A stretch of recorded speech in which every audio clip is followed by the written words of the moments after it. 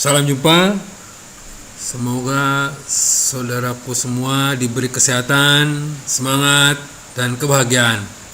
Kita lanjut activity diagram masih. Ini video pembelajaran tentang analisa perancangan sistem informasi pada teknik swimline ya. Swimline ya, bukan swimline. Ada ditulis sosokan jadi line gitu, line jadinya ya. Ini sebetulnya swimline ya, jalur berenang ya. Dan swimline ini sering digunakan untuk memodel aktivitas terpadu antara aktor utama, aktor pendukung, dan sistem informasi yang ada. Ini saya contohkan pakai ada jalur-jalurnya ya. Atau seringkali activity diagram swimline ini dipersamakan dengan diagramasi ya. Padahal jauh berbeda. Ini saya kasih gambaran perbedaannya adalah sangat jauh ya. Ini sekarang saya contohkan aja, misalkan di sini kita sudah membuat diagramasinya dengan 7 aktor di sini ya. Ada aktor utama, ada aktor pendukung ya. Mulai dari konsumen, petugas FO, kasir, administrasi, keuangan, gudang, dan manajer ya. Ini seolah ada 7 aktor ya.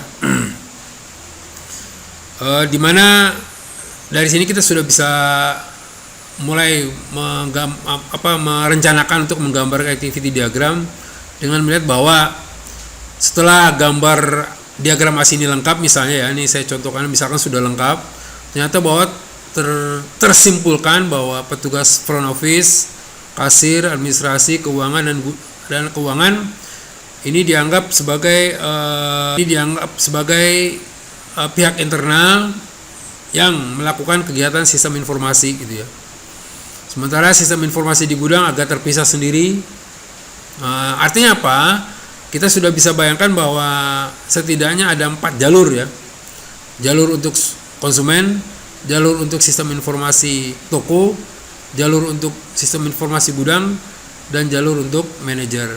Karena sebagian referensi mengatakan bahwa swimline tidak boleh lebih dari 5 jalur. Ya, jadi maksimumnya hanya 5 jalur. Ya, dan tolong diingat bahwa jalur-jalur tersebut bukannya dikhususkan untuk petugas front office, untuk kasir, untuk administrasi. Tidak ya, tapi setiap jalur itu bisa mewakili peralatan ya, bisa juga mewakili kegiatan sistem informasi, bisa juga mewakili aktor ya. Seperti itu. Jadi menjabarkan activity diagram dengan swimline bukan mengubah aliran fisik. Jadi kalau di diagramasi kan sebetulnya adalah sebetulnya diagramasi ini kan merupakan aliran fisik dari dokumen ya, biasanya begitu ya. Tapi ini bukan berarti seperti itu. Jadi berbeda banget ya, dan tidak sama dengan diagramasi. Tolong diingat itu.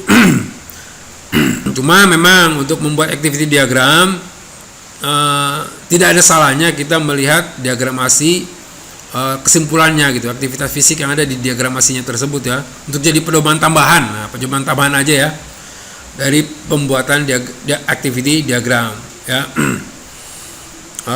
Dan tadi sudah saya sampaikan bahwa kelompok front office, kasir, administrasi, dan keuangan merupakan sistem informasi 1, sedangkan gudang merupakan sistem informasi yang kedua gitu ya.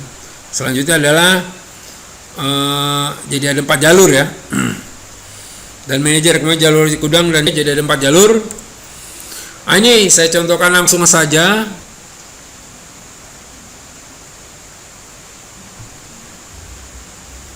Baik, saya contohkan di sini ada 4 jalur ya, yaitu jalur untuk gudang, untuk sistem informasi toko, untuk konsumen, dan manajer. Ingat bahwa start point-nya ya, kita harus mulai dari dalam tentu ya.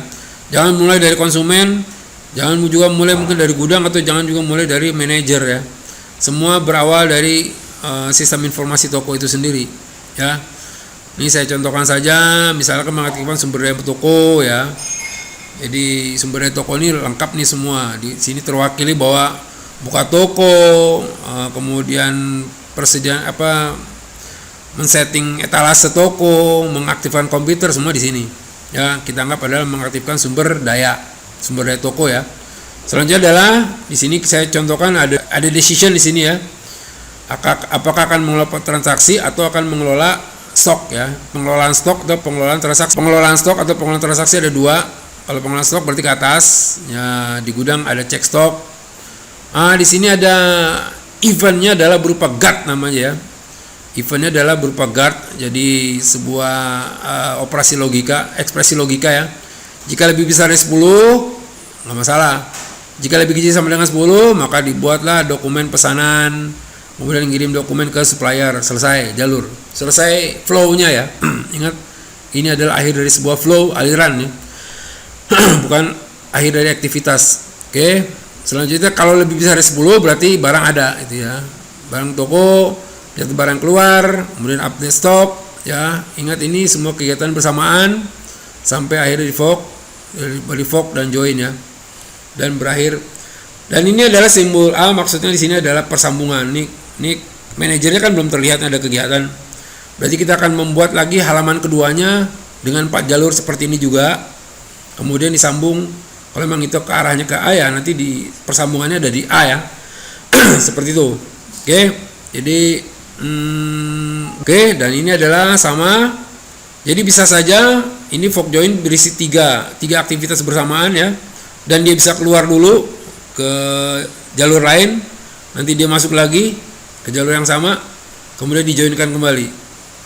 Ya. Dan bisa akhir dari sebuah activity diagram ini bisa juga di sini, nggak masalah. Ya, ini akhir aktivitas ya. Ingat Buffalo Ice. Oke. Sampai di sini dulu penjelasannya. Kita lanjut pada materi berikutnya. Terima kasih.